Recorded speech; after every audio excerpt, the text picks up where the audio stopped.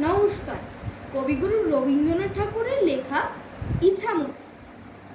যখন যেমন মনে করি তাই হতে পাই যদি, আমি তবে এক্ষুনি হই ইচ্ছামতিমতি।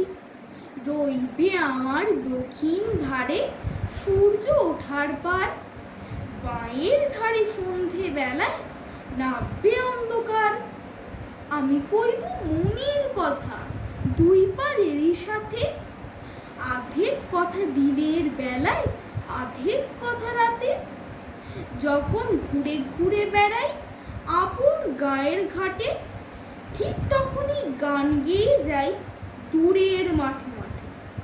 গায়ের মানুষ চিনি যারা নাইতে আসে জলে, গরু মহিষ নিয়ে যারা সাঁতরে ওপার চলে। দূরের মানুষ যারা তাদের নতুন তরবেশ, নাম জানি নে গ্রাম জানি নে, অদ্ভুতের এক শেষ।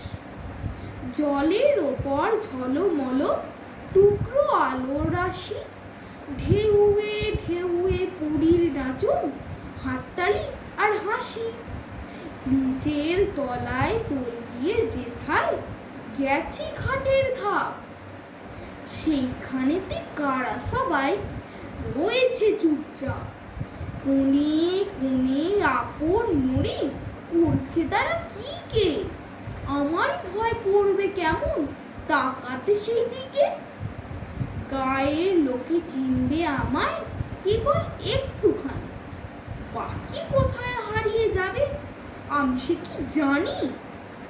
এক ধারেতে মাঠে ঘাটে সবুজ বরণ শুধু, আর এক ধারে বালুর চরে রৌদ্র করে ধুধু। দিনের বেলায় যাওয়া আসা, রাত্রিরে থমথম, ডাঙার পানে চেয়ে চেয়ে পড়বে গা ছমছম।